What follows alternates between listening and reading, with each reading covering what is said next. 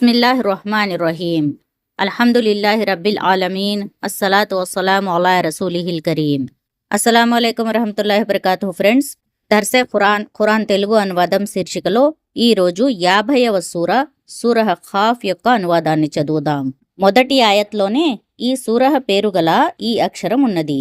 ప్రవక్త సల్లల్లాహు అలైహి వసల్లం 50వ సూరహ ఖాఫ్, 54వ సూరహ ఖమర్లను పండుగల మరియు జుమా నమాజులలో పఠించేవారు, అంటే పెద్ద సమూహం ఉన్నప్పుడు. ఇది ప్రవక్త సల్లల్లాహు అలైహి వసల్లం ప్రవక్త పదవి ఎన్నుకోబడిన 4 సంవత్సరాల తరువాత అవతరింపజేయబడింది. ఇందులో మరణం మరియు పునరుత్థానం గురించి వివరాలున్నాయి. ఈ సూరాలో 45 ఆయతులు ఉన్నాయి. రండి ఫ్రెండ్స్, ఇప్పుడు ఈ సూరా యొక్క అనువాదాన్ని చదువుదాం. మీరు కూడా నాతో పాటు కలిసి చదవండి. బిస్మిల్లాహిర్రహ్మానిర్రహీం. అనంత కరుణామయుడు, అపార కృపాశీలుడు అయిన అల్లాహ్ పేరుతో ప్రారంభిస్తున్నాను. ఖాఫ్, మహోన్నతమైన ఖురాన్ సాక్షిగా. అయితే హెచ్చరిక చేసేవాడు స్వయంగా వారిలో నుండే వారి వద్దకు వచ్చాడనే విషయం వారికి ఆశ్చర్యం కలిగించింది. తరువాత సత్య తిరస్కారులు ఇలా అనసాగారు: మేము మరణించి మట్టిగా మారిపోయినప్పటికీ మళ్లీ బ్రతికింపబడతామా? ఇది చాలా విచిత్రంగా ఉంది. ఈ తిరుగు ప్రయాణం అనేది బుద్ధికి అందని విషయం. వాస్తవానికి వారి శరీరాలలో నుండి భూమి తినేదంతా మాకు తెలుసు. మా వద్ద ఒక గ్రంథం ఉన్నది, అందులో అంతా సురక్షితంగా ఉన్నది. కాని వారు సత్యం వారి వద్దకు వచ్చినప్పుడే దానిని బాహాటంగా తిరస్కరించారు. ఈ కారణం వల్లనే వారు ఇప్పుడు చిక్కులలో పడిపోయారు. సరే, అయితే వారు తమపై ఉన్న ఆకాశం వైపు ఎన్నడూ చూడలేదా? మేము దానిని ఎలా నిర్మించి అలంకరించామో, అందులో ఎలాంటి పగుళ్ళూ లేవు. మేము భూమిని పరిచాము, అందులో పర్వతాలను స్థిరపరచాము, అందులో మనోహరమైన అన్ని రకాల వృక్ష జాతులను మొలకెత్తించాము. సత్యం వైపునకు మరలే ప్రతి దాసునికి ఇవన్నీ కళ్ళు తెరిపించేవి, గుణపాఠం నేర్పేవి అయిన విషయాలు. ఆకాశం నుండి మేము శుభవంతమైన నీటిని అవతరింపజేశాము. తరువాత దాని ద్వారా తోటలను, పంట ధాన్యాలను, ఎంతో పొడవైన ఖర్జూరపు వృక్షాలను పుట్టించాము. వాటికి పళ్ళు గుత్తులు గుత్తులుగా కాస్తాయి.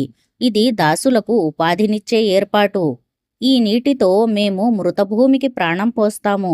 మరణించిన మానవులు భూమి నుండి లేవటం కూడా ఈ విధంగానే జరుగుతుంది. వారికి పూర్వం నూహు జాతి, అర్రస్వాసులు మరియు సమూద్, ఆద్, ఫిరౌన్ జాతులు, లూత్ సోదరులు, ఐకావారు మరియు తుబ్బా జాతి ప్రజలు కూడా తిరస్కరించారు. చివరకు నా హెచ్చరిక వారి విషయంలో యథార్థమని నిరూపితమైంది. మొదటిసారి సృష్టితోనే మేము అశక్తులైపోయామా? అయినా వారు కొత్త సృష్టిని గురించి అనుమానంలో పడిపోయారు. మేము మానవుణ్ణి సృష్టించాము. అతని మనస్సులో మెదిలే ఊహలను సైతం మేము ఎరుగుదుము. మేము అతని కంఠ రక్తనాళం కంటే కూడా అతనికి చాలా దగ్గరగా ఉన్నాము. అంతేకాదు, మా ఈ ప్రత్యక్ష సమాచారం కాక 2 లేఖకులు అతనికి కుడి ఎడమ ప్రక్కల కూర్చుండి ప్రతి విషయాన్ని నమోదు చేస్తూ ఉన్నారు.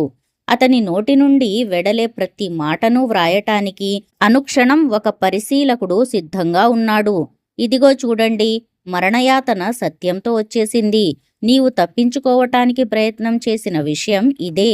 తరువాత శంఖం ఊదబడింది. ఈ దినాన్ని గురించే నిన్ను భయపెట్టటం జరుగుతూ ఉండేది. ప్రతి వ్యక్తి తన వెంట ఒక తోలేవాడు, ఒక సాక్ష్యం చెప్పేవాడు ఉన్న స్థితిలో వస్తాడు. ఈ విషయం గురించి నీవు అశ్రద్ధలో పడి ఉన్నావు. మేము నీ ముందు పడి ఉన్న తెరను తొలగించాము. ఈనాడు నీ దృష్టి చాలా సునిశితంగా ఉన్నది. అతని సహచరుడు, ఇదిగో నా అధీనంలో ఉన్న ఇతనిని హాజరుపరుస్తున్నాను అని విన్నవించుకున్నాడు. ఇలా ఆజ్ఞాపించబడుతుంది: కరుడు కట్టిన ప్రతి అవిశ్వాసిని నరకంలో విసిరివేయండి. అతడు సత్యం పట్ల ద్వేషభావం కలిగి ఉండేవాడు, మంచిని నిరోధిస్తూ ఉండేవాడు, హద్దులు అతిక్రమిస్తూ ఉండేవాడు, అనుమానంలో పడి ఉండేవాడు, అల్లాతో పాటు ఇతరులను కూడా దేవుళ్లుగా చేసుకున్నవాడు. కనుక అతనిని తీవ్రమైన శిక్షకు గురిచేయండి. అతని సహచరుడు ఇలా మనవి చేసుకున్నాడు: స్వామి, నేను ఇతనిని తిరుగుబాటుదారుగా చేయలేదు, కాని ఇతడే స్వయంగా మార్గం తప్పి చాలా దూరం పోయాడు. దానికి ఇలా సెలవీయబడింది: నా సమక్షంలో వాదించకండి. నేను ముందుగానే చెడు పర్యవసానం గురించి హెచ్చరిక చేసి ఉన్నాను. నా దగ్గర మాట మార్చటం అంటూ జరగదు. నేను నా దాసులపై దౌర్జన్యం చేసేవాడను కాను. ఆనాడు మేము నరకాన్ని నీవు నిండిపోయావా అని అడిగినప్పుడు అది ఇంకేమైనా మిగిలి ఉందా అని అంటుంది. స్వర్గం భయభక్తులు కలవారికి చాలా దగ్గరగా తీసుకురాబడుతుంది. ఏమాత్రం దూరంగా ఉండదు. ఇంకా ఇలా సెలవీయబడుతుంది, మీకు వాగ్దానం చేయబడుతూ ఉండిన విషయం ఇదే. ఎక్కువగా అల్లా వైపునకు మరలేవాడు, అల్లా హద్దులను పరీక్షించేవాడు, చూడకుండానే కరుణామయుడికి భయపడేవాడు, ఏకాగ్ర హృదయంతో వచ్చినవాడు అయిన ప్రతి వ్యక్తికి ఇది లభిస్తుంది. స్వర్గంలో ప్రవేశించండి శాంతి సౌభాగ్యాలతో. ఆ దినం శాశ్వత జీవిత దినం అవుతుంది. అక్కడ వారికి వారు కోరుకునేవన్నీ లభిస్తాయి. అవి కాక మా వద్ద వారికి ఇంకా ఎన్నో లభిస్తాయి, అత్యధికంగానూ లభిస్తాయి. మేము వారికి పూర్వం ఎన్నో జాతులను నాశనం చేసి ఉన్నాము. వారు వీరికంటే ఎంతో ఎక్కువ శక్తిమంతులు. వారు అనేక ప్రపంచ దేశాలను చుట్టి వచ్చారు. అయితే వారు ఎక్కడైనా ఏదైనా ఆశ్రయం పొందగలిగారా? హృదయం ఉండి విషయాన్ని శ్రద్ధగా ఆలకించే ప్రతి వ్యక్తికి ఈ చరిత్రలో గుణపాఠమున్నది. మేము భూమిని, ఆకాశాలను, వాటి మధ్య ఉన్న సమస్త వస్తువులను 6 దినాలలో సృష్టించాము. కాని మాకు ఎలాంటి అలసట కలుగలేదు. కనుక ప్రవక్త, వారు కల్పిస్తున్న విషయాల పట్ల సహనం వహించు. నీ ప్రభువు స్తోత్రంతో పాటు ఆయన పవిత్ర నామాన్ని జపిస్తూ ఉండు. సూర్యోదయానికి ముందు, సూర్యాస్తమయానికి ముందు, రాత్రి సమయంలో కూడా ఆయన పవిత్ర నామాన్ని జపించు. సజదాలు చేయటం పూర్తి అయిన తరువాత కూడా. ఇంకా విను, ఏ రోజు చాటింపు వేసేవాడు ప్రతి మనిషికి అతి దగ్గర నుండే కేక వేస్తాడో ఆ రోజు ప్రజలందరూ హషర్ కేకను స్పష్టంగా వింటూ ఉంటారో ఆ రోజు భూమి నుండి మృతులు బయల్పడే రోజు అవుతుంది. మేమే ప్రాణం పోస్తున్నాము, మేమే ప్రాణం తీస్తున్నాము. మా వైపునకే ఆనాడు అందరూ మరలి రావలసి ఉంటుంది.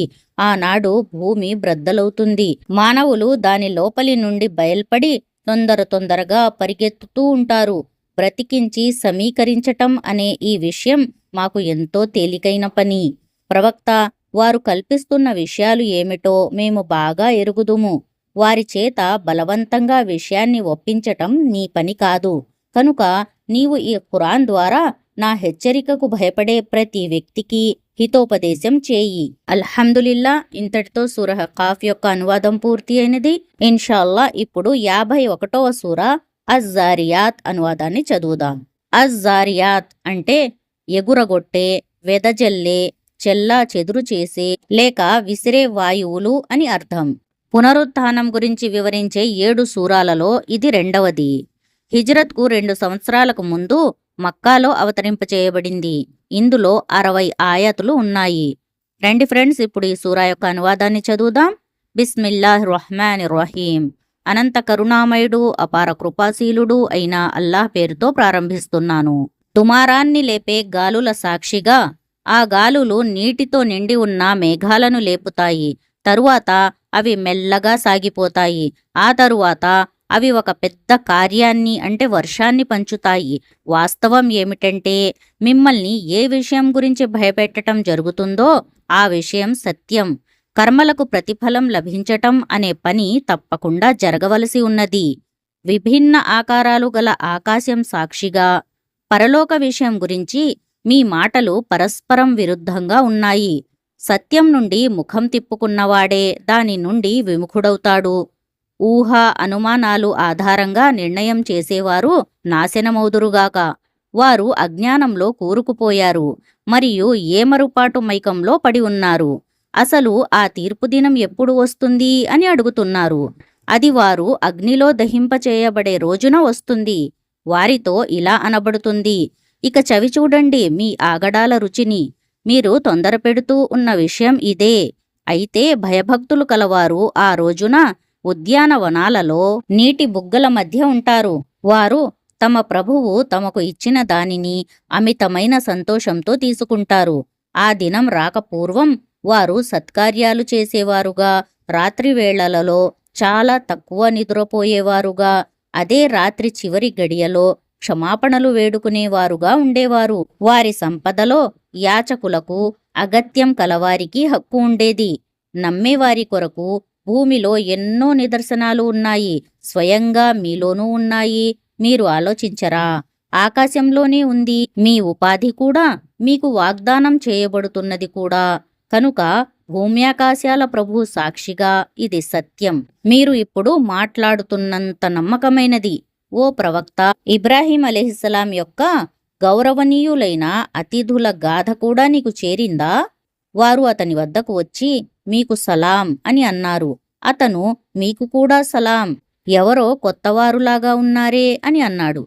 తరువాత అతను మౌనంగా తన ఇంటివారి దగ్గరకు వెళ్ళి ఒక వేపబడిన బలిసిన మంచి ఆవుదూడను తెచ్చి అతిథుల ముందు పెట్టాడు. అతను మీరు తినరా అని అడిగాడు. ఆ తరువాత అతను తన మనస్సులో వారంటే భయపడ్డాడు. వారు భయపడకండి అని అన్నారు. వారు అతనికి ఒక జ్ఞాన సంపన్నుడైన కుమారుడు జన్మిస్తాడని శుభవార్త వినిపించారు.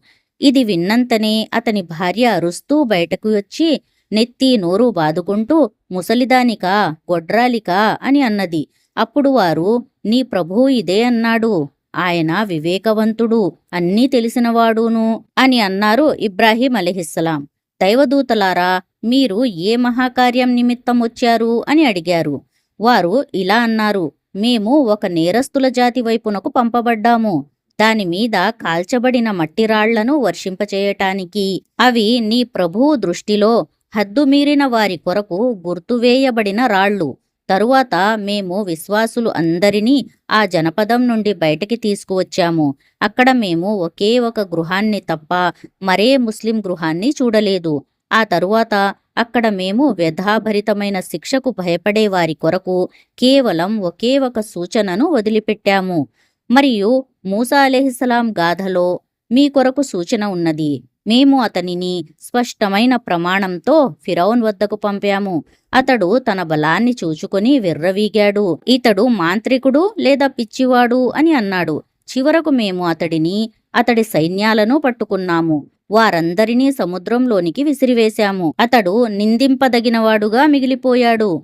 ఆదిజాతిలో మీ కొరకు ఒక సూచన ఉన్నది. అప్పుడు మేము వారి మీదకు ఒక వినాశకరమైన గాలిని పంపాము. అది దేనిపై వీచినా దానిని నాశనం చేసి వదిలిపెట్టింది. సమూద్ జాతిలో మీ కొరకు సూచన ఉన్నది. అప్పుడు వారికి ఒక నిర్ణీత కాలం వరకు సుఖాలను అనుభవిస్తూ ఉండండి అని చెప్పటం జరిగింది. కాని ఇలా హెచ్చరిక చేసినప్పటికీ వారు తమ ప్రభువు ఆదేశాన్ని ధిక్కరించారు. చివరకు వారు చూస్తూ ఉండగానే అకస్మాత్తుగా విరుచుకుపడే ఒక ఆపద వారిని చుట్టుముట్టింది. తరువాత వారికి లేచి నిలబడే శక్తి కూడా లేకుండా పోయింది. వారు తమను తాము రక్షించుకోను లేకపోయారు. వారందరికంటే ముందు మేము నూహ్ జాతిని నాశనం చేశాము. ఎందుకంటే వారు కడు దుర్మార్గులు. మేము ఆకాశాన్ని స్వశక్తితో నిర్మించాము. మేము అలా చేసే సామర్థ్యం కలిగి ఉన్నాము. మేము భూమిని పరిచాము. మేము ఎంతో చక్కగా పరిచేవారము. ప్రతి వస్తువును మేము జంటలుగా సృష్టించాము. బహుశా మీరు గుణపాఠం నేర్చుకుంటారని. కనుక పరుగెత్తండి అల్లాహ్ వైపునకు. నేను ఆయన తరపున మీకు స్పష్టంగా హెచ్చరిక చేసేవాడుగా వచ్చాను. అల్లాహ్తో పాటు మరెవరినీ ఆరాధ్యులుగా చేసుకోకండి. నేను ఆయన తరపున మీకు స్పష్టంగా హెచ్చరించేవానిగా వచ్చాను. ఇలాగే జరుగుతూ వచ్చింది. వారికి పూర్వపు జాతుల వద్దకు కూడా ఇతడు మాంత్రికుడు లేదా పిచ్చివాడు అని నిందింపబడనటువంటి ఏ ప్రవక్త రాలేదు.